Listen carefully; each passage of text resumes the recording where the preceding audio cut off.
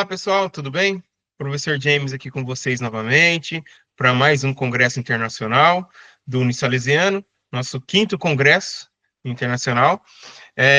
Nesse congresso, hoje, vamos estar com o professor André Franceschi de Ângeles, é professor pesquisador da Unicamp, formado em ciência da computação, e hoje atua na área de ensino dentro da Unicamp. Ele é pesquisador na área de inteligência artificial, utilizando as suas aplicações dentro das áreas de tecnologia. Tá? Vou passar a palavra para que ele possa dar seguimento à sua apresentação, à sua palestra, né? E se apresentar melhor, caso ficou alguma coisa aí faltando, né? Creio que falei tudo aqui, o básico, né? Professor, é com o senhor. Mais uma vez, muito obrigado pela disponibilidade e atenção com a gente. A palavra é sua. Obrigado, James. Eu agradeço o convite para estar com vocês. Uma ótima oportunidade. E eu espero trazer aqui para vocês um conteúdo que seja relevante aí para todo mundo que atua na área da educação. Então, nós vamos fazer um relato de experiência, e esse relato tem a ver com modelos de linguagem e a arte de contar histórias, desde a ideia dessa história até um livro. Antes de entrar exatamente no assunto, eu trouxe aqui um pensamento, né?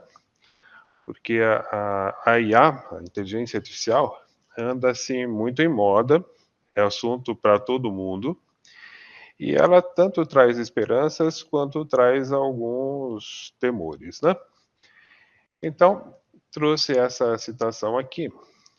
A inteligência artificial não veio para substituir o professor. Ela sempre será uma ferramenta. E eu achei isso aqui a partir de uma referência a um congresso de jornalismo da educação do ano passado. Então, a gente pode primeiro ficar sossegado que não vai ser por causa da IA que deixa de haver professor no mundo. Bom, ficou tranquilo, mas vamos para a segunda citação. Professor que usa a IA vai substituir aquele que não usa, do mesmo evento, inclusive. Então, me parece que está muito claro que a IA veio para ficar na educação, que a gente precisa usá-la. Não deve ser novidade para a maior parte de vocês, mas é sempre bom reforçar, porque às vezes há temores, não, mas será que eu uso, será que eu não uso? Isso tem problemas? Sim, tem problemas. Mas é algo que a gente vai precisar usar. E é justamente aí que vai entrar a nossa conversa de hoje. Então, modelos de linguagem, modelos grandes de linguagem, modelos amplos de linguagem, Large Language Models, são nomes daquilo que a gente conhece hoje como as plataformas de conversa, né, de chatbots, que estão aí mais do que na moda, estão aí em todas as conversas do dia a dia e estão presentes, sim, dentro do nosso universo digital.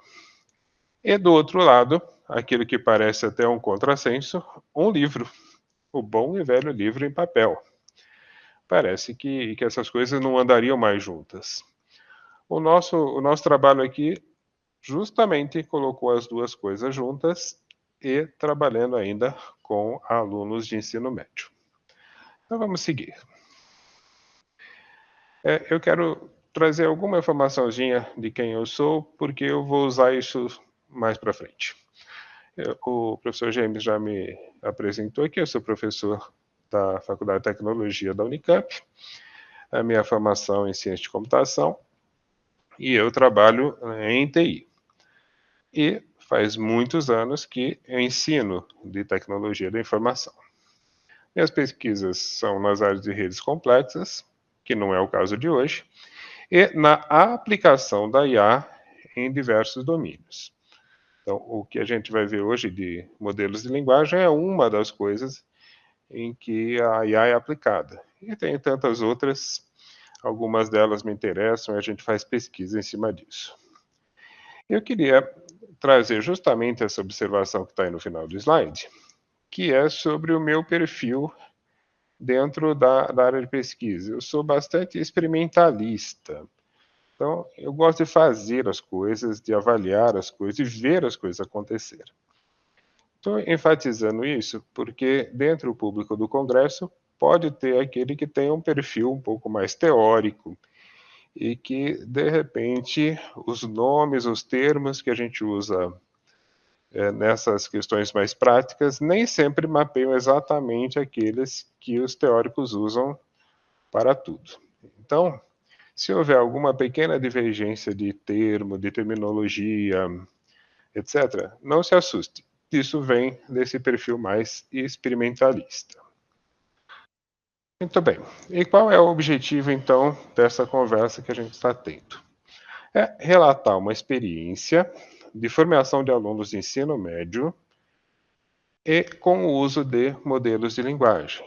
Então, nós trouxemos para dentro da faculdade alguns alunos e trabalhamos durante um tempo na questão de formar esses alunos para que usassem modelos de linguagem, usassem bem modelos de linguagem. E felizmente foi uma experiência muito bem sucedida, nós ficamos felizes com os resultados, muito satisfeitos, e é o que eu vim trazer para vocês hoje, então, nessa conversa. Eu fiz um roteirinho aqui para a gente saber de onde sai e aonde chega. E nós dividimos aí a apresentação em 3 pedaços, todos eles curtos. Primeiro, nós vamos falar um pouquinho de inteligência artificial. É lógico que é um assunto que hoje todo mundo tem alguma noção, conhece, ouviu falar, mas eu só quero pontuar rapidamente onde a inteligência artificial quer chegar, onde ela está hoje, algumas das limitações que ela tem e assim, muito breve comentário sobre a inserção dela no contexto educacional.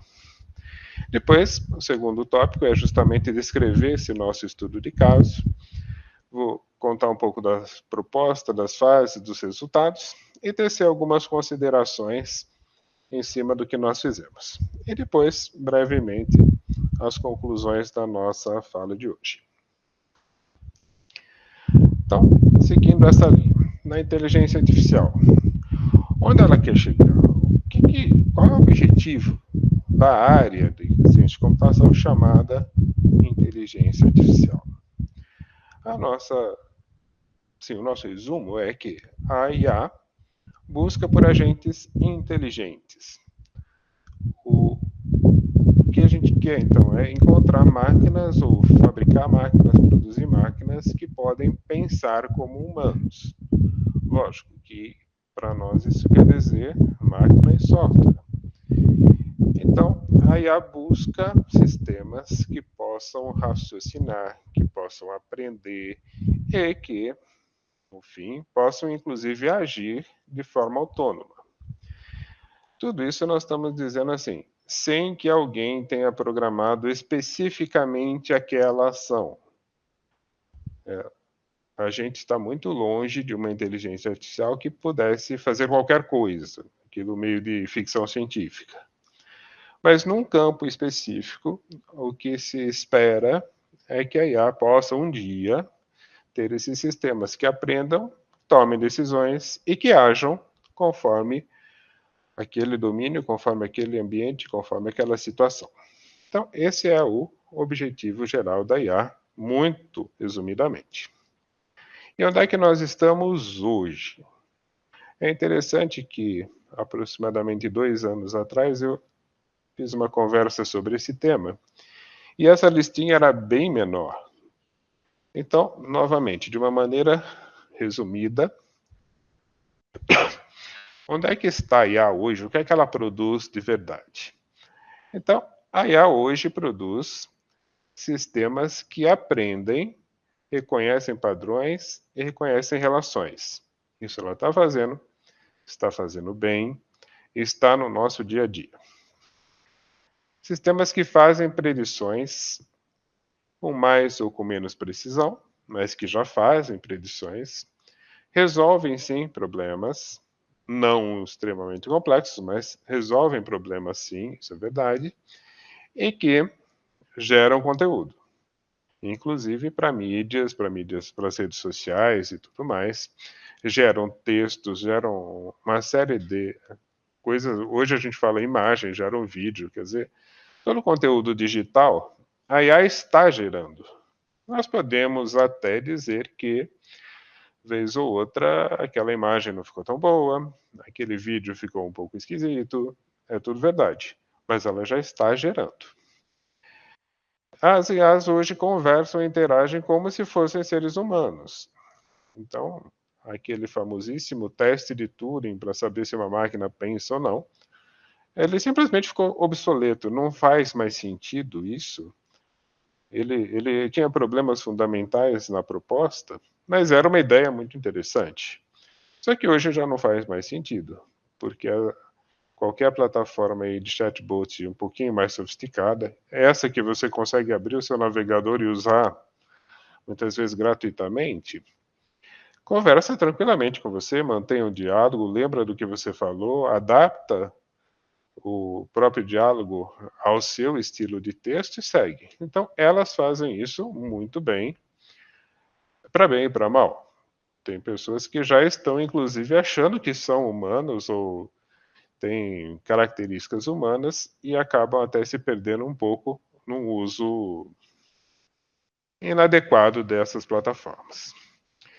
Bom, as IAs também tomam decisões em variados níveis de complexidade. Isso já é uma realidade, isso já acontece, não para tudo, mas já acontece com muita frequência. Então, nós podemos dizer que essa é uma realidade estabelecida. E também elas agem autonomamente em situações novas e complexas. Um primeiro exemplo que deve chegar aqui é, poxa, tem os carros autônomos. Sim, os carros autônomos seriam um bom exemplo, mas eles não estão ainda, eu diria, massificados. É alguma coisa que se faz um bom experimento aqui, outro ali, dá certo, não dá certo. Mas existem outras tantas coisas que as IAs fazem autonomamente e que a gente às vezes nem mais percebe ou não sabe. Então, muito software age autonomamente para tomar decisões, para fazer investimentos, para fazer seleção de currículos, para fazer um monte de coisas que não tem a ver com uma movimentação física. Quer dizer, eu não preciso de um robô para que isso aconteça. Mas também existem agentes, máquinas, robôs, etc., que, usando IA, já tomam atitudes e agem no ambiente. Podemos dizer que esse último ponto é um pouco mais emergente, né? Não está tão comum assim, se a gente pensar em agentes físicos. Se pensarmos em agente de software, eu diria que já estamos muito bem estabelecidos. Então, essas 5 coisas aqui que eu apontei, a IA já faz hoje, em geral faz bem, e provavelmente vai melhorar um pouco ao longo dos próximos poucos tempos, né?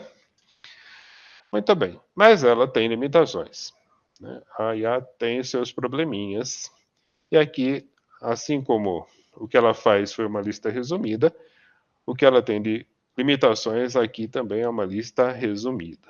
Então vamos dar uma olhada nessa lista.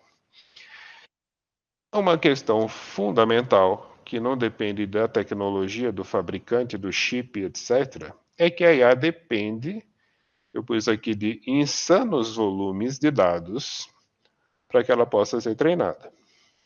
E aí nós estamos falando realmente coisas que na escala humana já deixam até de ter sentido. O jeito fala assim, eu tenho um modelo com 200 bilhões de parâmetros. Já perdeu escala humana. O que é 200 bilhões de parâmetros? Qualquer programador sabe que aí uma função de código com 5, 6 parâmetros já está um negócio muito fora do esperado. Quando a gente fala bilhões de parâmetros, isso já não faz mais sentido em escala. 200, 250, 400 não mudou muita coisa para quem está ouvindo. Então, volumes muito grandes de dados para que consiga alimentar esses parâmetros todos. Só que esses dados precisam ser bons e confiáveis. Então, são três coisas que nós temos que aliar aqui. Um volume imenso de dados sobre algum assunto, sobre alguma coisa. Esses dados têm que ser bons, têm que ser contínuos, por exemplo, não pode ter buracos em séries temporais. Eles têm que estar amparados, por exemplo, por qual é a unidade de medida que esse dado tem, qual é o contexto que esse dado tem, e assim por diante, e eles têm que ser confiáveis. São três coisas que são difíceis de se achar a granel. É lógico que para um domínio, para uma aplicação, eu consigo achar meia dúzia de dados que, claro, que vão ser bons e confiáveis. A gente consegue coletar isso com certa facilidade. Mas quando a gente fala de bilhões de registros, né, 10 a sexta, 10 a nona, 10 a 12 registros, isso é bem mais complicado. Bom, outro problema é que IA gasta muita energia elétrica e recursos ambientais. Então, é uma questão que se deve pensar, inclusive para saber até quando eu devo usar, até quando eu devo ampliar as capacidades das máquinas. Mas gasto de energia está sendo trabalhado e com algum sucesso, inclusive em alguns casos. Outro ponto que é fundamental é que a IA comete erros. A gente tem erro de alucinação, erro de viés, erro de referência, tem um monte de erros que elas fazem. E eu digo que é um aspecto fundamental, porque até onde eu consigo entender, isso não é dependente da tecnologia, do momento, etc. Isso é uma coisa que vai acontecer sempre, porque afinal nós estamos falando de alguma coisa que deve aprender. E a gente sabe que no aprendizado sempre há erros. Não existe aprendizado que nunca houve erro. Sempre há um processo de há erros, corrige-se, aperfeiçoa-se e vai para frente. Então, como é que eu vou fazer um sistema mecânico, de software, etc. Quer dizer, não é um sistema biológico, não é o cérebro. Fazer alguma coisa que nem mesmo o cérebro, com toda a sua complexidade e tempo de evolução, consegue fazer. O processo de aprendizado implica em erros, que a gente talvez consiga diminuir um pouco os erros nos resultados. Mas eu queria ressaltar que isso é um aspecto fundamental da IA. Bom, até o momento, nós temos o seguinte: IA não tem criatividade, já que ela não raciocina, já que ela não é um cérebro com as capacidades que os seres humanos têm, elas são modelos matemáticos muito grandes e muito sofisticados. O modelo matemático não tem criatividade, né? Não tem um pensamento crítico e não tem senso moral. Isso pode ser um grande problema. Aliás, é um grande problema em várias áreas, especialmente na educação, porque é tudo que a gente não quer passar para o nosso aluno. Falta de criatividade, falta de pensamento crítico e falta de senso moral. Jamais que a gente quer alguma coisa nessa linha. Há outras questões a se pensar, porque algumas dessas limitações que eu falei até agora são corrigidas, eu vou dizer manualmente. É claro que não é alguém mexendo lá com parafuso, tá? Mas manualmente no sentido de intervenções humanas que alteram parâmetros, alteram configurações, algoritmos e tal, para corrigir algumas dessas coisas, alucinações, vieses e por aí vai. Só que a gente volta naquela questão fundamental, já vista desde a Roma Antiga, né? Quem que controla isso? Quem é que vai dizer o que é certo para a IA responder para a gente? Então, esse controle hoje é feito por empresas e essas empresas têm interesses. Legítimos ou nem tanto, mas elas têm. Então, veja que é alguma coisa que a gente deve pensar também. A IA é problemática com direitos autorais do jeito que ela é hoje. Isso não é uma questão fundamental. Toda IA sempre vai ser. Mas hoje ela é. Especialmente os grandes modelos de linguagem têm alguns problemas sérios com direitos autorais. Outra coisa que é complicada, pelo menos hoje, é que a IA é difícil de explicar, é difícil de interpretar. No sentido de dizer, olha, eu tenho um resultado. A IA me deu um resultado, mas como é que ela chegou nisso? Qual foi, digamos assim, o raciocínio que levou ela a chegar nisso? Como é que eu interpreto essa informação? Como é que eu faço isso? Bom, a listinha poderia ser maior, mas não vem ao caso ficarmos discutindo isso. O que eu queria mostrar é que nós temos algumas limitações, algumas são fundamentais, no sentido que nunca vão ser completamente superadas, e outras que a gente pode trabalhar de uma forma ou outra. Bom, e nós, onde é que estamos nessa conversa? Nós humanos, né, adotamos essa tecnologia, assim como fizemos com muitas outras. Vez ou outra a gente adota, usa um tempo e abandona. Mas a IA é um caminho sem volta. Não tem nenhuma perspectiva, pelo menos que a gente possa enxergar, que a IA vai deixar de existir e que amanhã a gente vai esquecer desse assunto e segue a vida. Não, não é. Ela se mostrou uma ferramenta muito interessante, com muito potencial. E como a gente viu, ela já está realizando esse potencial, ela já está fazendo coisas. E essas coisas se integraram, ou estão se integrando na nossa vida, a gente percebendo ou a gente não percebendo, elas já estão aí. E trouxeram resultados. Trouxeram problemas, mas trouxeram resultados. E não tem nenhuma perspectiva de que vamos abandonar isso, seja lá qual for o motivo. O que nós temos aqui é um amplo espaço de melhoria. Tem muito a que se fazer para melhorar a IA. Claro. Tem muita questão a resolver. Claro.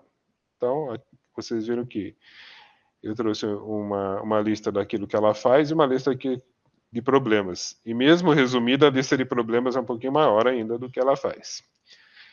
Mas isso talvez tenha valido ou valha para qualquer tecnologia. Só que ela veio para ficar e nós temos então que trabalhar em cima desta realidade. Bom, trazendo toda essa conversa para a educação, para o ensino. Onde é que a gente está então? Como é que influencia a educação? A IA pode ajudar muito. Não dá dúvida disso. Pode ajudar muito. Mas a IA também pode atrapalhar muito. E aí a gente volta ao ponto de que a IA deve ser encarada como uma ferramenta. Ferramenta pode ajudar, ferramenta pode atrapalhar. Cabe às pessoas o bom uso dessa ferramenta. Se a gente conseguir um bom uso, de fato nós vamos ter muito bons resultados. Caso contrário, os resultados podem ser muito ruins, inclusive. E aí a gente percebe que é necessário o que eu chamei aqui de letramento digital. O pessoal que é mais da área teórica e tal, talvez tenha até outros termos, mas acho que fácil me entender.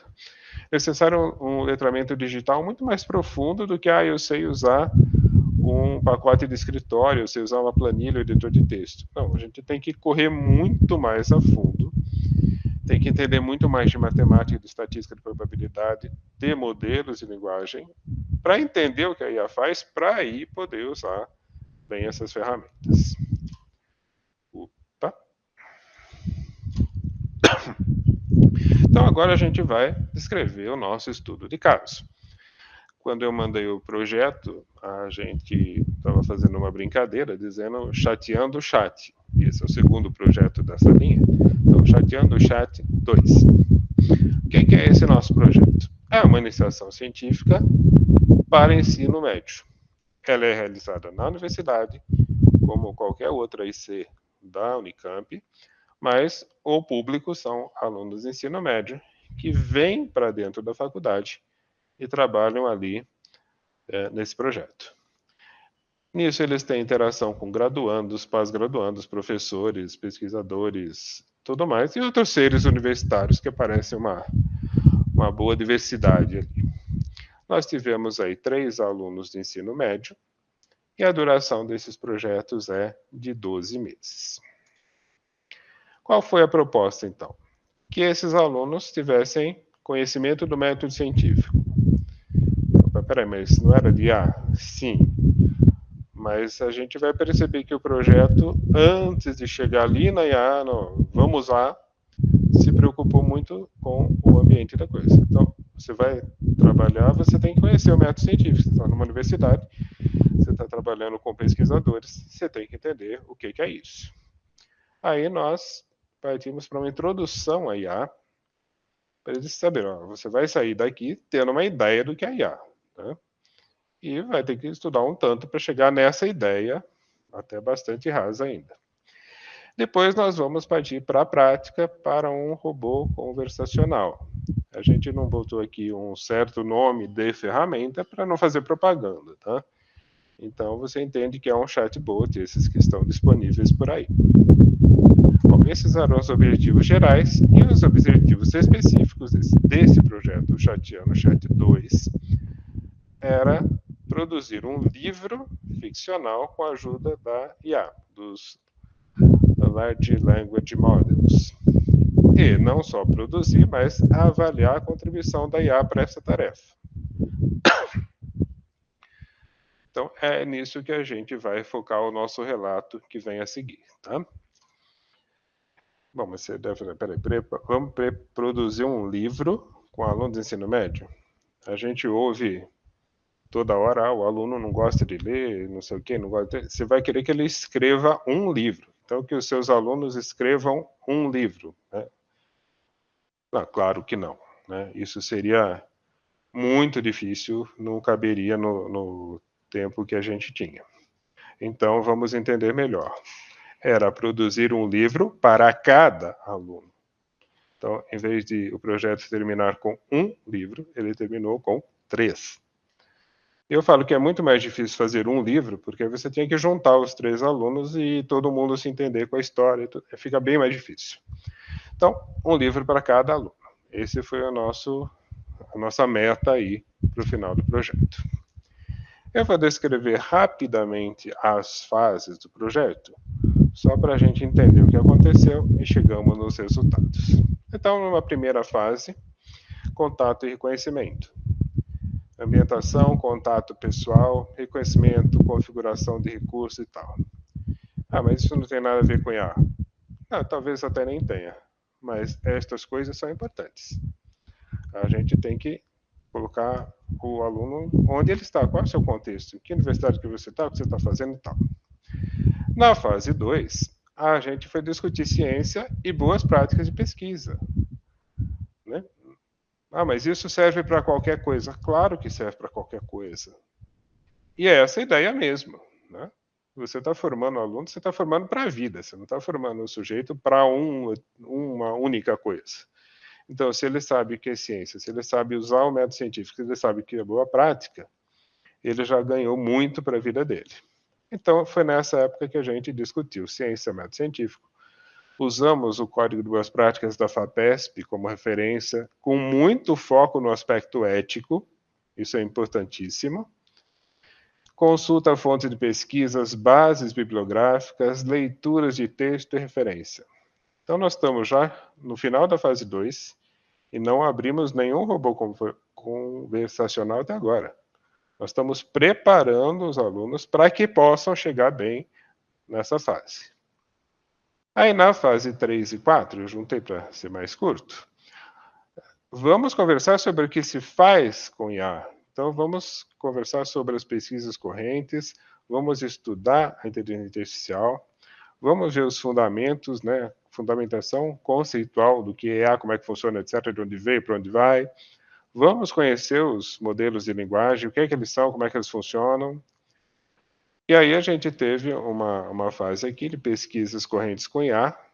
O meu grupo de pesquisa lá tem muita gente fazendo com aplicações na área de fisiologia, na área de agricultura, na área de operação elétrica e tudo mais. Então, trouxemos para esses alunos, inclusive os pesquisadores, olha, vem aí, conversa, senta aí e conta para o pessoal o que é que você está fazendo, o que dá certo, o que não dá certo, os problemas que tem e assim por diante. e fizemos uma revisão de resultados e de artigos já publicados pelo grupo. Então, é algo que foi bem mais profundo do que falar, isso aqui é beleza, tchau, vamos embora, vamos usar. Não, é bem mais do que isso. Aí sim que nós chegamos na fase de experimentar os robôs. Colocamos lá, cada um abriu lá a sua plataforma e fizemos experimentações bastante livres. Olha, vamos pensar num tema, tá? Agora vamos discutir isso aí com o seu robozinho de preferência. O que aconteceu? O que não aconteceu? Onde é que ele foi bem? Onde é que não foi? Então, fizemos experimentos mais ou menos tranquilos aí para o ensino médio, determinando aí o que a IA podia fazer de bem e onde é que era limitada. E sempre acompanhando com discussões críticas, sempre tomando cuidado para que isso fosse, fosse muito bem entendido. E é aí que a gente chegou na fase importante do projeto, a mais longa, claro, que é aplicar a tecnologia. Então, usar a ferramenta como produção de um livro ficcional, um livro por aluno, com o registro de potencialidades e dificuldades que foram encontradas no caminho. Depois a gente teve uma fase de fechamento dos trabalhos e o que é importante dessa fase é justamente reforçar a avaliação crítica, certo? Então, percebe que usar foi uma parte, mas sempre, sempre, sempre fazendo com que os alunos estivessem avaliando, pensando, entendendo até onde ela pode ir, o que ela faz bem e o que ela não faz. Bom, cortou o mouse aqui. E agora a gente chega na fase de resultados. O que aconteceu ao final desse 1 ano com os 3 alunos? 3 livros produzidos. Um de romance, um de terror e um de ficção científica. Cada um aí na faixa de 70 a 90 páginas. Então, veja, a gente tem uma dificuldade, a gente ouve relatos, é muito difícil que o aluno queira ler. Você imaginou 3 alunos escrevendo livros? Pois é, fizeram. Fizeram também 5 vídeos, estão no Café Forte High School Projects no YouTube. Produziram outras coisas no meio do caminho, aí pôster, documento intermediário e tal. É sempre fazendo uma avaliação dos modelos de linguagem. Aqui só umas cenas tiradas desses 5 vídeos que eles produziram. E aí vocês podem ver que o fundo, todos esses 5 vídeos foram gravados no nosso laboratório. E que não é esse que aparece no fundo dos 2 primeiros, não, tá? Isso é tudo fundo gerado por IA, fazia todo sentido no nosso projeto. Então, um livro que é o romance, é o primeiro aqui, um livro que é ficção científica e um livro que é um livro de mistério, de terror. Eles falaram sobre IA nos 2 primeiros vídeos e depois eles falaram sobre cada livro.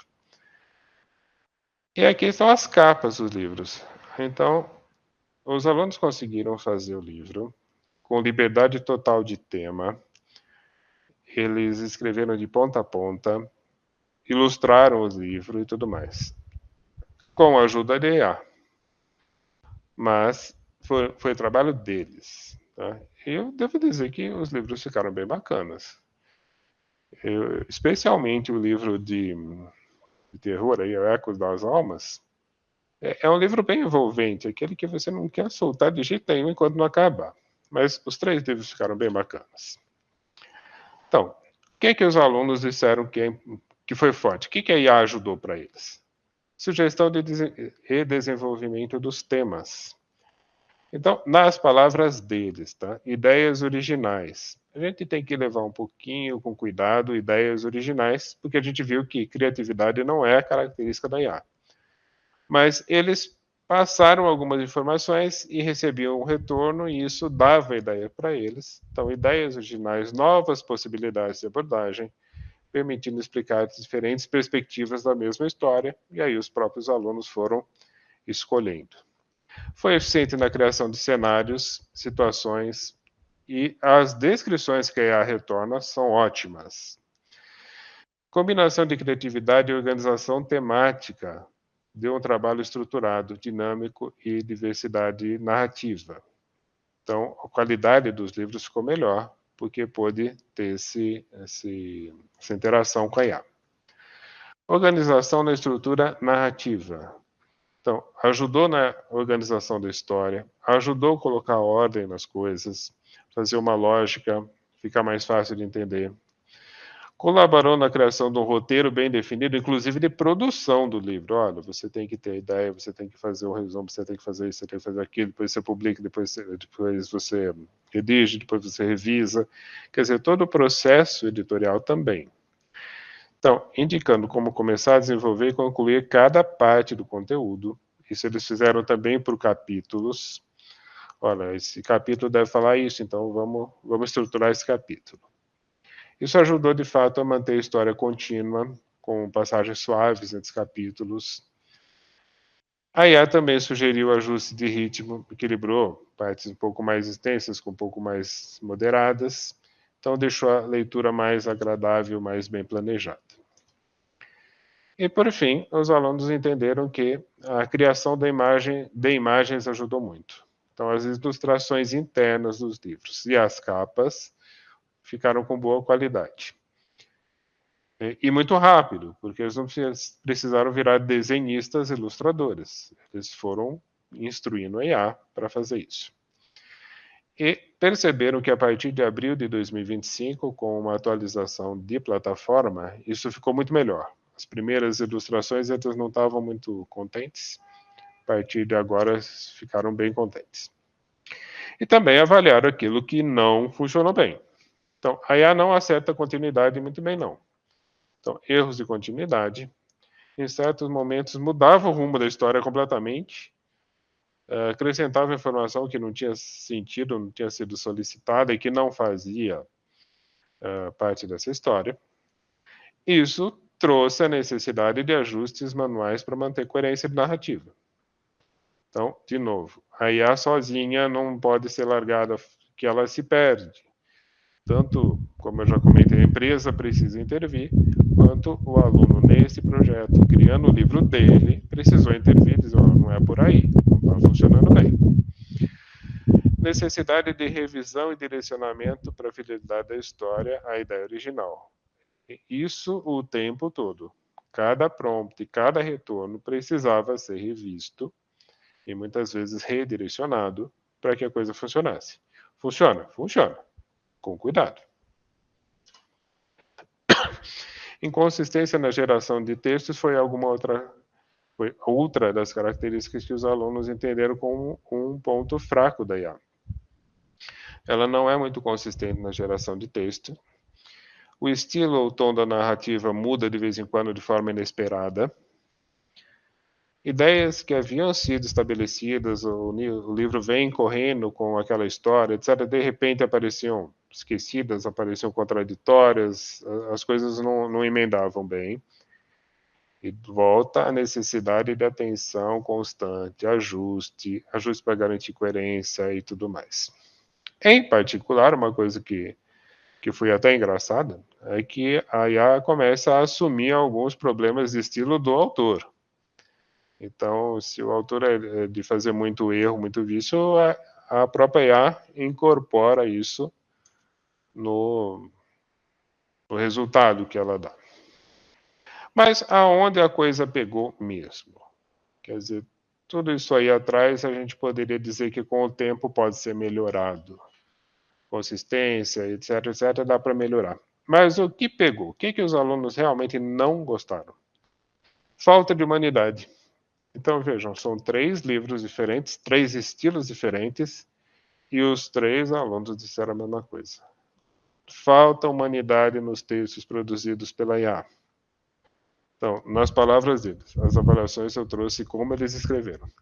Apesar de bem estruturado, muitas vezes faltava emoção, sensibilidade e profundidade nos sentimentos transmitidos. Mesmo o que mais sentiu isso foi o livro que eu estou chamando aí de romance. Ele sentiu muito isso. Mas o de ficção e o de terror também. Eles sentiram muito isso. Então era necessário revisar e adaptar trechos para que a narrativa ganhasse autenticidade, proximidade com o leitor. Outras expressões, outras manifestações de sentimento apareciam.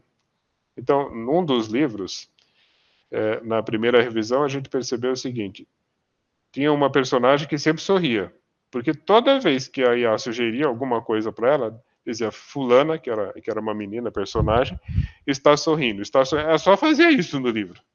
Não tinha nenhum outro sentimento. E aí o próprio aluno falou assim não dá, né? Poxa vida. E era central da trama, não podia ser. Muito bem. Então, veja que o que pegou mesmo não tem nada a ver com tecnologia, tem justamente a ver com a falta da humanidade na tecnologia. A gente incomodou bastante os meninos, viu? Bom, agora passando aí a minha avaliação sobre esse processo. Então, sobre a construção de texto. A ajuda efetiva, sim. Onde é que ela foi bem? Estruturação do processo de edição, desenvolvimento do tema com idas e vindas, vai e volta, descrição e imagem. Então, particularmente, gente, descrição, ela faz muito bem. Você coloca uma cena, eu quero uma cena assim, num ambiente assado, e eu quero que você me ajude a descrever esse ambiente. Show de bola, funciona muito bem. Quando ela ajudou marginalmente no enredo do livro, com criatividade, porque ela vai dando possibilidades e os alunos misturam, escolhem, etc. Então ajudou um pouco. Revisão contextual das histórias ajudou um pouco. Problemas recorrentes. Aprendizado e reprodução dos vícios e erros dos autores. Então é muito gozado porque ela passa a errar do mesmo jeito que o autor errava. Eles vão colocando lá, olha, eu quero assim, assim, põe um trechinho do texto para ela completar. Ela aprende os erros deles e começa a reproduzir. Então, precisou de revisão humana, com certeza. Muitas vezes. Característica própria da IA. Ela não é criativa, ela não vai ser criativa. Então, ela tende a repetir ou combinar histórias conhecidas. Nos primeiros momentos desse projeto, que a gente entrou na fase de usar a tecnologia, você via ali histórias conhecidas, histórias milenares quase, reproduzidas. Então, foi necessário. Falei, não quero isso, eu quero uma coisa assim, eu estou pensando numa história assim, e aí ela foi se encaminhando. Se você dá muito livre, aí ela acha histórias que você já conhece. Daqui a pouco você está contando Chapeuzinho Vermelho, Branca de Neve e tudo mais. E aí os alunos perceberam que exigem comandos muito bem elaborados, muito específicos para produzir bons resultados. Não pode largar livre. Me ajuda a fazer um texto. Não vai sair nada. Me ajuda a descrever a sala, não sei das quantas, em que aconteceu isso, à noite, num ambiente assim, com tal personagem, tal. Algumas vezes o prompt era quase tão longo ou mais do que o próprio texto gerado. Tá bom que ajudou, mas deu trabalho. Sobre o processo educacional agora. Então, terminado o projeto, visto os resultados, avaliada a IA, sobre tudo que ficou do projeto. A proposta foi motivadora e execuível. Ficou bom, assim, um projeto que terminou com muito sucesso. Ações de pesquisa, contextualização, discussão, acompanhamento e avaliação são necessárias o tempo todo. Não é assim, começo, depois... Não, o tempo todo. Isso aqui, dia sim, outro também. Os alunos pesquisaram, tinham que ler, foram buscar elementos, foram ler, né, o bom e velho ler, talvez na internet, mas foram ler para poder fundamentar os livros, para poder, inclusive, pedir ajuda para a IA, senão não saía nada. Então, isso aqui tem que ser o tempo todo. Lembra que o professor não vai ser substituído? Pois é. Então, a gente precisa fazer isso aqui o tempo todo. A formação dos alunos foi significativa para a realidade em que vivem e que viverão. Então, não é que eles aprenderam a usar um chat. Eles aprenderam como é que a tecnologia funciona, até onde ela pode ir e aonde é que ela não deve ser colocada. Então, mais do que isso já seria pedir demais, né? E uma coisa que nem estava assim no radar, como disse, é o desenvolvimento de talentos para escrita.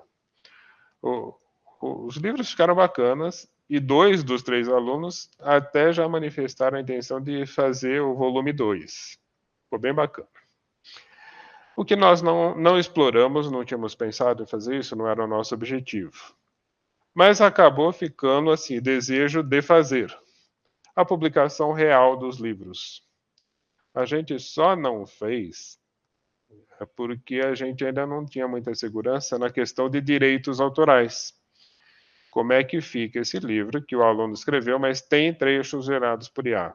Eu posso publicar e colocar aí à venda ou mesmo de distribuição gratuita? Eu posso fazer isso? Então, há algumas questões que a gente não conseguiu resolver, então não publicamos. A nossa ideia é disponibilizar os PDF dos livros, mas como ainda um experimento acadêmico e não como uma publicação de um livro.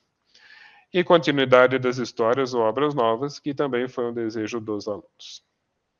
Bom, o Chateando Chat 3 está a caminho, então a gente já aprendeu muito, espera avançar bastante no nosso próximo projeto. Chegando agora nas nossas conclusões, então, é necessário e é possível letramento digital avançado. Aquele básico de saber planilha ou editor de texto não tem nem mais graça hoje. Projetos multidisciplinares podem motivar os alunos do ensino médio para tecnologias digitais.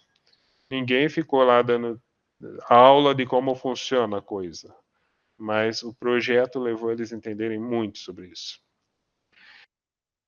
O contexto do projeto tem que ser amplo, tem que abranger pensamento crítico, ética e valores. Não vai servir, não vai dar muito certo se você tentar fazer esse tipo de letramento digital que eu estou chamando, se você for direto na tecnologia. No primeiro dia nós vamos abrir um robô conversacional e vamos sair usando.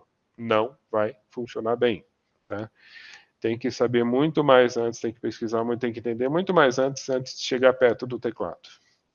Atividades devem produzir artefatos concretos e precisam ser objeto de avaliações. A gente percebeu isso.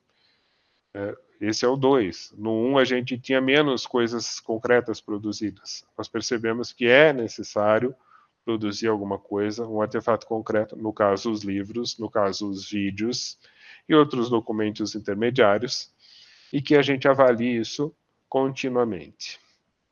Supervisão constante e acompanhamento são essenciais. E essa é uma tarefa que é para o professor, não é para IA. Você tem que acompanhar o tempo todo. E aprendemos também que isso é muito divertido, ou pelo menos pode ser muito divertido. A gente gostou muito desse projeto. Deixo aí como mensagem final o seguinte, um resumo dos pensamentos aí que a gente teve nesse projeto. A IA veio para ficar, mesmo com problemas que ainda estão abertos. Os modelos de linguagem são ferramentas muito poderosas, para bem ou para mal, conforme o teu uso.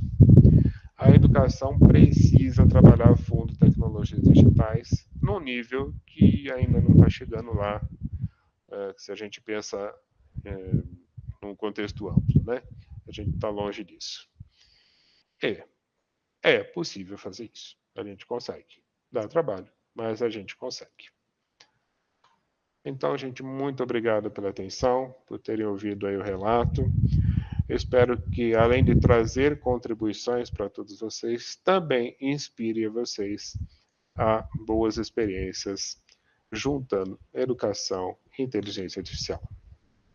James, de novo, muito obrigado pela oportunidade aqui e devolvo a palavra para você.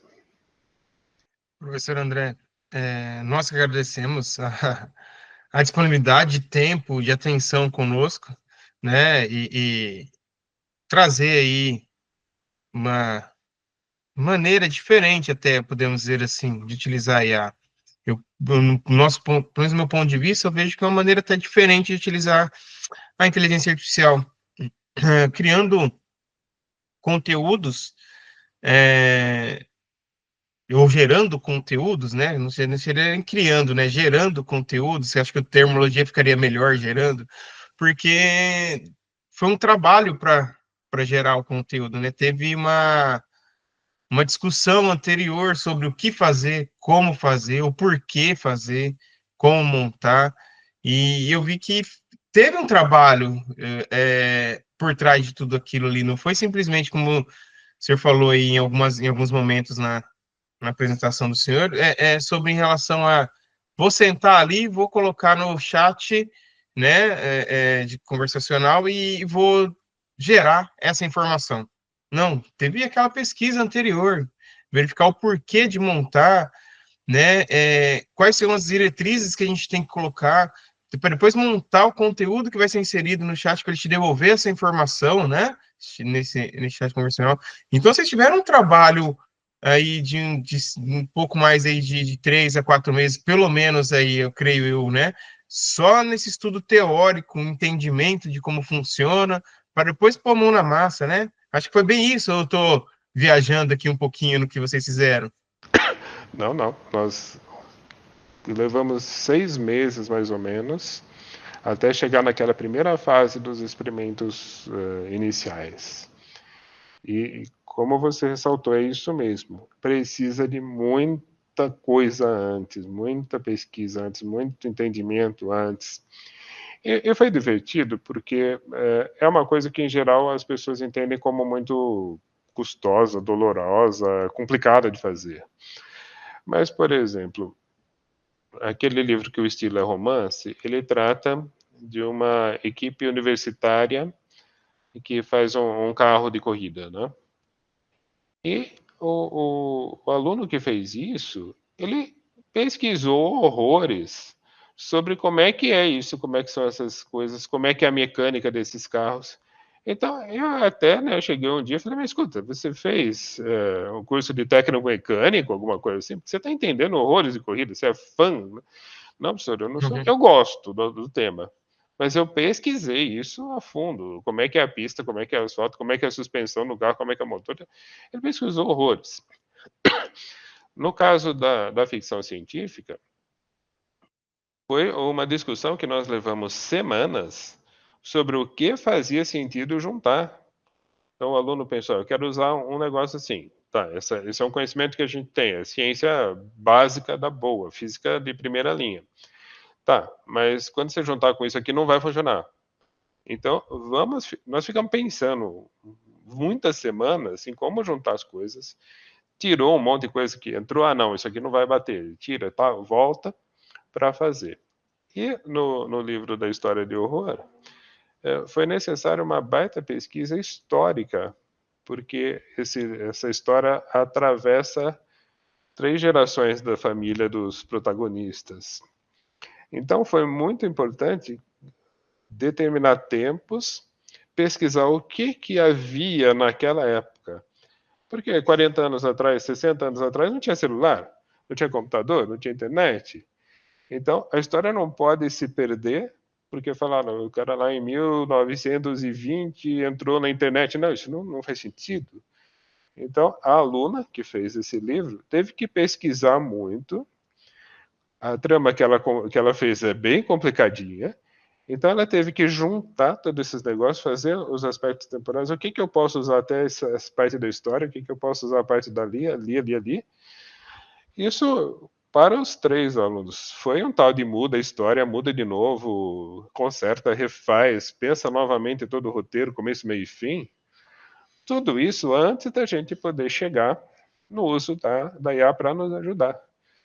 Então, resumindo a história, eu falei, olha, enquanto a gente não sabe, nós, o começo, meio e fim da história, a gente não vai poder pedir ajuda. Porque se a gente não sabe, o que a IA vai fazer? Não vai fazer nada. Então, a gente percebeu, e eles perceberam muito claramente, que quanto mais as histórias estavam arrumadas, quanto mais as coisas estavam bem encaixadinhas, mais efetiva era a ajuda da IA. Então, eu lembro que, no caso aí da história de terror, a menina fez uma ambientação lá e havia um elemento importante, uma tal de uma lareira. Não vou dar spoiler da história, tá? Mas tinha uma lareira que era importantíssima. E essa, então, porque era importante na história, tem que ser muito bem descritas. Gente, a gente está num país tropical. Aqui, o nosso inverno, a gente anda de camiseta e bermuda. Quem é que vai descrever muito bem uma lareira aqui no Brasil? Não vai. Então, colocados. A primeira pedida para descrever uma lareira saiu uma droga, porque descreveu uma lareira, tá? Aí ela jogou os elementos da história, mostrou que aquele negócio tinha que ser uma coisa central e num certo sentido lá que ela queria. Gente, veio um texto maravilhoso de descrição, uma bem aí, terço de página, a meia página de descrição de lareira, com elementos que, inclusive, a gente teve que pesquisar para saber o que era. Tem nomes, né, das peças da lareira, a gente não conhece isso, não tem o menor perigo de conhecer. Então, o que é isso? O que é uma cornija? O que é um não sei o quê? Aí sim fez sentido. Então, percebe, quando você usa de uma forma boa, produtiva, sabendo o que você quer, você consegue bons resultados. E, como efeito colateral, você acaba tendo que aprender muito mais. Né? Você pediu uma descrição, Sim, ela né? deu, foi tão boa a descrição que você tem que saber o que é que você recebeu de volta, e aí você vai entender.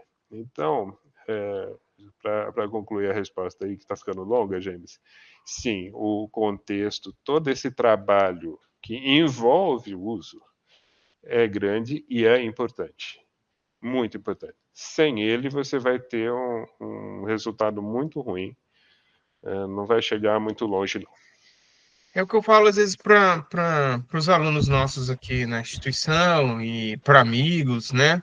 Que às vezes comentam sobre a utilização da inteligência artificial, né? Desses chats conversacionais, né? Ou chats aí de apoio, podemos dizer assim. Hoje é apoio, né? Eu até brinco que às vezes eu falo assim, uma ferramenta de apoio. Você está apoiando muito na ferramenta e está esquecendo de o que é mais importante. Entender o porquê das coisas para depois a ferramenta te auxiliar no que é mais complexo para te dar uma diretriz ou um norte, né? Para onde você seguir e você continuar aprendendo, desenvolvendo. E não ela te dá o conhecimento. Muitas vezes eles estão buscando o conhecimento pronto. E o conhecimento pronto a gente não consegue pela inteligência artificial. Infelizmente, meu ponto de vista, não sei se o senhor compartilha dessa mesma ideia, mas eu vejo que nós não temos esse conhecimento pronto da inteligência artificial, porque ela está criando, como o senhor falou em alguns momentos aí, ela está criando também esse conhecimento, porque ela está aprendendo, ela está se desenvolvendo, ela é muito jovem ainda para a gente considerar em termos de conhecimento real. Claro que ela por ser computacional, ela tem uma gama de conhecimento bem maior do que nós, né? Junta esse conhecimento, né? Essa estrutura de conhecimento. Mas ainda falta muita coisa. Quando você coloca uma coisa mais específica para você questionar sobre a IA, ela se perde, né? Sim. E aí eu diria que nós temos dois aspectos a considerar. A tecnologia em si, que é muito bacana, está sendo desenvolvida, é jovem, muito jovem. Tá bom, IA tem desde 1950, mas que pegou, que está funcionando, é muito, muito jovem. Isso vai evoluir, isso não há dúvida. Mas tem aquela parte que é fundamental. Né? Assim como a física chega nos lugares que fala daqui eu não passo, a IA também chega aqui no passo. E assim, por que nós começamos falando de ciência? Tá bom, estamos dentro de uma universidade, estamos com pesquisadores e tal, mas no que nós assim, insistimos bastante? Que a ciência nunca, nunca, nunca disse e nem vai dizer que tem a palavra final sobre alguma coisa. Ela sempre diz, olha, até o momento esse é o meu melhor resultado. Isso pode ser revisto hoje mesmo, pode ser revisto amanhã. Nós podemos, com novas evidências, mudar qualquer coisa que a gente tenha numa teoria. Quando você consegue passar isso para os alunos, fala, olha, esquece essa história de certeza absoluta, não tem isso. A gente tem um nível de certeza que nos permita trabalhar. Não podemos dizer que a gente não consegue fazer nada. Não, funciona. Mas é um nível de certeza. Né? Quando você passa isso, eles começam a entender que a IA também nunca vai ter certeza, porque ela depende daquilo que o ser humano produziu. O conhecimento que o ser humano produziu. E a gente tem, lógico, várias fontes de conhecimento. Tem, inclusive, a história, tem registros, tem evidências. Mas quando a pessoa percebe, peraí, mesmo evidências históricas podem ser contraditórias. Uma diz que, sei lá, o ser humano chegou na América pelo norte lá, outro diz que veio pelo Pacífico, outro não sabe se veio nadando pelo Atlântico. Quer dizer, mesmo evidências históricas podem ser contraditórias. Como é que eu vou fechar uma questão? Quando eu junto bilhões de textos sobre qualquer coisa para IA digerir, ela vai encontrar essas coisas. Ela vai encontrar contradições porque elas são natureza. Então, quando eu falei assim, a IA vai errar? Vai. Por quê? Porque qualquer um vai. Você pega o maior especialista do mundo em qualquer assunto, o sujeito pode ter 3, 4 Nobel pendurado no pescoço. Ele sabe tudo daquilo? Não, não sabe. E pode ser que tudo que ele disse até a hora que ele ganhou o prêmio esteja errado. Por conta da evolução, né? Por conta da evolução. Então, o que é que acontece? Se você entende que esse conhecimento que a IA pegou é conhecimento que o ser humano gerou, com todos os seus problemas, contradições, falhas de registro, falhas metodológicas, vieses, porque não é só a IA que tem viés, né? Ela aprendeu isso muito bem com a gente, nós temos vieses. Quando você percebe, isto é o que alimenta a IA, né? Por isso, a primeira coisa que eu pus lá, ela depende de volumes insanos de dados bons e confiáveis. Agora, o que é absolutamente um dado bom e confiável? Isso é um ideal teórico, né? O que para mim Relativo pode a ser, quem, né? o que para mim pode ser um dado muito bom, para você pode não ser. Exato, O relativo que a quem. nós podemos de repente concordar que um negócio é muito confiável pelo método que ele foi coletado, e no dia seguinte alguém provar para nós que esse método é falho. Então, veja, o fundamento, o básico, ela depende de dados que foram produzidos. Esses dados têm naturalmente erros, contradições, vieses e todos os problemas que a gente pode imaginar. Como é que eu vou fazer uma tecnologia que, partindo dessa massa de dados, que são bilhões de textos em línguas diferentes, com tudo que tem de problema, vai gerar uma solução milagrosamente correta sempre? Isso não é nem utopia, isso já é acreditar demais em mágica, porque não vai acontecer. E não é assim, mas daqui a 100 anos, com a evolução, daqui a 100 anos, daqui a 1000 anos, os dados, as informações continuam sendo contraditórias. As coisas vão continuar tendo erros, vieses e tal. A gente pode melhorar um pouco? Claro que podemos. Mas vai chegar o dia que a IA não erra? Parece que fundamentalmente nunca vai chegar. Porque ela depende desses dados e, né, tem problema nos dados. Sim, infelizmente, a quantidade de dados, o tipo de dados, né? Como o senhor falou, se ele é bom ou ruim, tudo isso há problemas, né? No contexto da geração de conteúdo ou de informação no final. Porque, mesmo que seja até relativamente bom para aquele assunto que estamos buscando, no final ele pode dar respostas equivocadas. Normal. A inteligência artificial veio para ficar, como o senhor falou, veio para nos ajudar, mas até quando, né? É aí que é o problema, né? Até quando vem para nos auxiliar, né? Ou até quando isso vai ser um problema? Isso é uma linha bem tênue, eu ainda vejo, né? Uma linha bem tênue. Talvez mais à frente a gente consiga distanciar isso aí, nos ajudar mais do que prejudicar. Sim, eu hoje vejo que ela tem nos ajudado, no modo geral, mais do que atrapalhado. Mas isso sempre depende de que lado da mesa você está. É, Então, tem ajudado muito a empresas aí, por exemplo, naquela questão de atendimento a cliente. Sim, elas têm hoje atendimento 24/7 no mundo inteiro, etc. Ajudou, claro. Senão ela tinha que ter um exército de gente e tal. Então, para um lado, ajudou, reduziu o custo, melhorou, etc, etc. Agora, eu, como cliente, normalmente me irrito bastante com esse atendimento automatizado, com aquela URA dizendo digite 1 para isso, 2 para aquele outro, para aquele outro. Isso me irrita profundamente, quer dizer, eu realmente preferia que lá o call center eu ligasse e já atendesse alguém e falasse, olha, eu sou o João, eu sou a Maria, o que é que eu posso te ajudar? E não, 1 para isso, mais 2 para aquilo. rápido, né? É, tem coisa. Quando você está assim, no padrão, ela ajuda muito. Mas nesse caso, né? Quando que vence, sei lá, a minha conta? Se ela disser, olha, vence amanhã, tá pronto, resolveu, é só isso. Mas essa conta pode, não sei o quê, posso contestar, pronto, já foi para outro nível. Então, você vê que aí ajuda.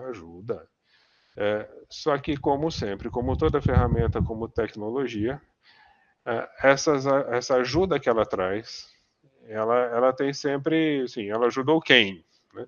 Então, quem tem o interesse, e aí volta lá Ajudou a naquilo que eu empresa ou falei. ajudou nós, né? Cliente, no Exatamente. final.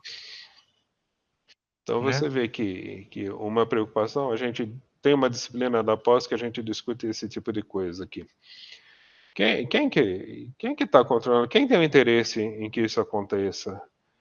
Esse interesse pode ser legítimo. Não estou dizendo que todo mundo é do mal, não. Tem interesses legítimos. Pode ser que tenha uma universidade que tenha um interesse em que aquilo melhore o processo educacional. Um hospital, uma indústria que tem interesse de conseguir uma cura para uma certa doença, claro. Mas, infelizmente, né, a história já mostrou que não só de bons interesses tem de legítimos. Vai ter gente que vai ter outro interesse e que pode estar controlando essas ferramentas, e aí as coisas começam a complicar um pouquinho. E a gente, não é o caso aqui do nosso tema, né, James? Sim. Mas durante as nossas pesquisas e trabalhos, nós também já pegamos aí alguns trabalhos na área de IA. É fácil dizer que tem em outras áreas, tá? Então não vamos culpar a IA, coitada. Claro. Mas que o autor do trabalho foi, no mínimo, negligente na metodologia.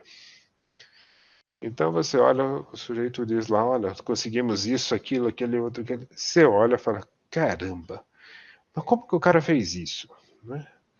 E aí quando você vai cavucar, bom, então vamos entender o método, esse cara é muito bom, porque não consigo nem arranhar o que ele está falando. Aí você percebe que não é bem como ele contou a história. Né? Então, às vezes, a gente ouve propagandas, notícias, etc., da IA funcionando de um jeito, fazendo um milagre aqui ou ali, mas o milagre não está muito bem contado, na verdade. Né? Sim. Então, temos ainda este complicador que tem que ser visto. Foi uma das razões pelas quais a gente colocou lá os alunos para estudar trabalhos científicos, não era porque eles fossem cientistas, para eles entenderem o que é uma boa metodologia e mostramos também o que não é. Olha, veja isso aqui. Eu falo, mas não dá para fazer, não vai dar certo. Sim, mas o cara falou que deu. Mas não é possível, lógico que não é. Então você vê que esse problema, voltando no nosso tema da palestra, a ideia de usar IA é ótima, mas você tem que dar muito mais contexto, muito mais formação. E, no caso, os professores têm que dar aquele acompanhamento, aquela supervisão, até o momento que você conseguiu que os seus alunos tenham autonomia e dizer, não, agora eu já entendi que isso é bom, isso é ruim conforme o meu uso, isso está sujeito a interesses, isso está sujeito a problemas, a limitações, como tudo no universo, mas agora eu sei navegar por aí. Beleza, você cumpriu a tua missão. Não precisa se preocupar com mais nada.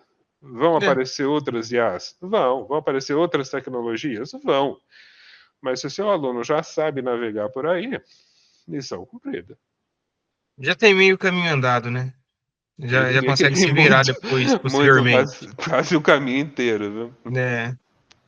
Professor, para não se alongar muito, vamos finalizando, porque, né, senão a gente vai. O assunto é interessante. Se a gente vai ficar aqui argumentando sobre o assunto, essa discussão, eu acho é saudável, é legal e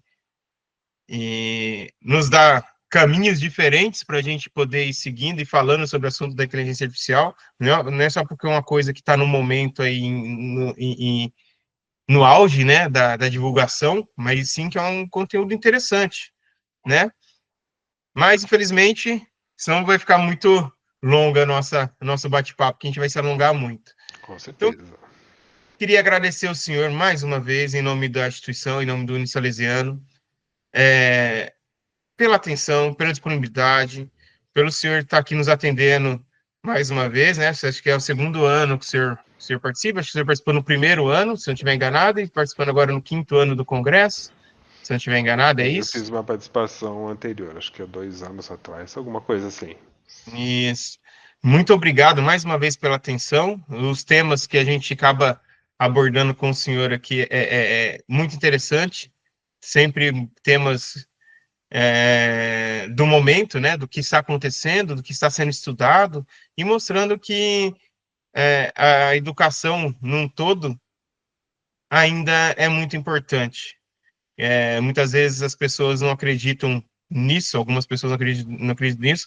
Uma educação muito importante é onde forma pessoas para o mercado de trabalho, para o meio social, para o meio político, para o meio acadêmico. Então, está tudo vinculado à educação. Não importa qual tipo de educação, digamos assim, né? Qual nível de educação, tipo não, qual nível de educação que ele vai atingir, né? Sendo nível de educação escolar, social, né? Que seja aí, né? Mas ele vai aprender, vai engajando em tudo, ligando em tudo. E, mais uma vez, queria agradecer ao senhor por esse tempinho que o senhor disponibilizou para a gente aí, do seu dia, das suas tarefas aí, e conseguiu estar nos atendendo. Muito obrigado, viu? Olha, eu que agradeço a oportunidade, é sempre muito bom a gente poder mostrar para os outros o que a gente faz, né? Mostrar, ainda mais quando o que a gente faz deu certo, que é o caso desse projeto. Então, ficamos muito contentes nessa oportunidade aí. Agradeço aí para você, o nosso agradecimento. Para o público que está nos assistindo, também muito obrigado aí por terem ficado conosco. Muito obrigado, professor. Pessoal, então ficamos por aqui. Agradecemos a todos aí por estar assistindo a palestra novamente. Fique com Deus. Até mais. Tchau, tchau.